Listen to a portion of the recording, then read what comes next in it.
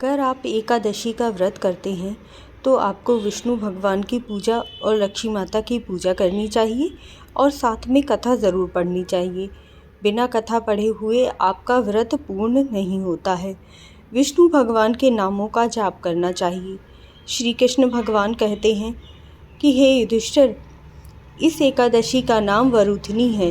ये सौभाग्य को देने वाली, सभी पापों को नष्ट करने वाली और अंत में मोक्ष को देने वाली है।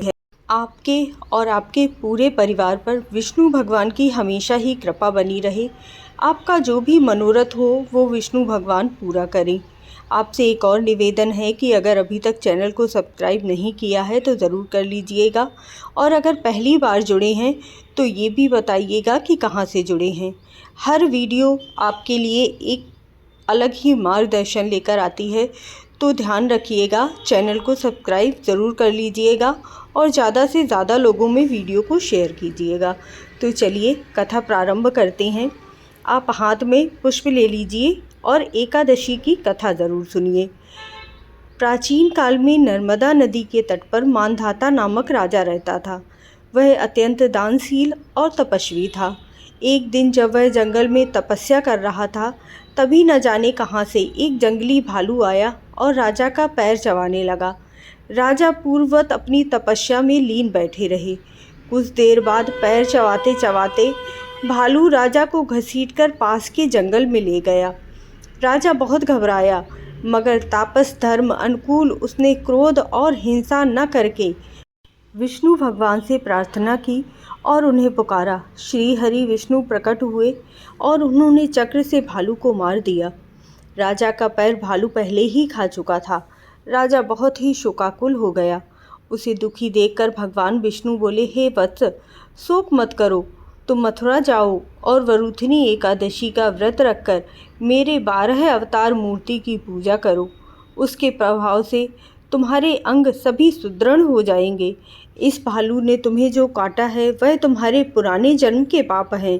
भगवान की आज्ञा सुनकर राजा मानधाता ने मथुरा जाकर श्रद्धापूर्वक वरुथनी एकादशी का व्रत किया और राजा पुनः सुंदर और संपूर्ण अंगों वाला हो गया।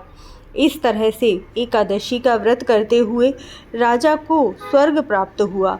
जो भी व्यक्ति भय से पीड़ित रहता है उसे यह वरुथनी एकादशी का व्रत ज़रूर करना चाहिए, जिससे कि उसके पिछले जन्म के समस्त पाप नष्ट होकर उसे मोक्ष की प्राप्ति होती है।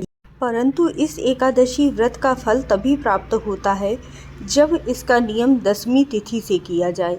10वीं तिथि से ही आपको कुछ वस्तुओं का त्याग कर देना चाहिए, जैसे कि कांसे के बर्तन में भोजन नहीं करना है, मांस, मदिरा, पान, तंबाकू आदि का सेवन नहीं करना है, मसूर की दाल, चने का साग या फिर कोंदों का साग नहीं खाना है, शहद खाना, एक से अधिक बार भोजन करना या किसी भी स्त्री प्रसंग के बारे में सोचने से भी आपका व्रत खंडित हो जाता है। इस दिन आपको दातून भी नहीं करनी चाहिए।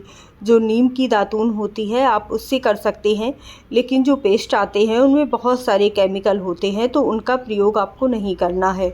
दूसरे की निंदा करना, चुगली करना, क्रोध करना या फिर पापी मनुष्य से बातचीत भी नहीं करनी चाहिए। क्रोध, मिथ्या भाषण आदि को भी त्याग देना चाहिए और नमक, तेल और अन्न तो बिल्कुल ही इस व्रत में वर्जित बताया गया है। एकादशी व्रत में बाल धोने से या फिर दाढ़ी बनवाने से, बाल कटवाने से और साथ में तुलसी तोड़ने से भी आपको व्रत का पाप लगता है। इसीलिए यह कार्य भी भूलकर नहीं करने चाहिए। अगर कोई व्यक्ति स्वास्थ्य के कारण या किसी भी कारण से व्रत नहीं भी कर पाता है तो वह विष्णु भगवान के नामों का जाप करे और साथ में विष्णु भगवान की पूजा आदि करके पीपल पेड़ पर कच्चा दूध अर्पित करता है और साथ में तुलसी माता की पूजा करता है, तो उसे भी एकादशी व्रत का पूर्ण फल प्राप्त हो जाता है। एकादशी माता सभी के ऊपर अपनी कृपा बनाए रखें। आप लोग एकादशी का व्रत ज़रूर कीजिएगा। जय श्री कृष्णा, जय राधे राधे। मुझसे जुड़ने के लिए धन्यवाद।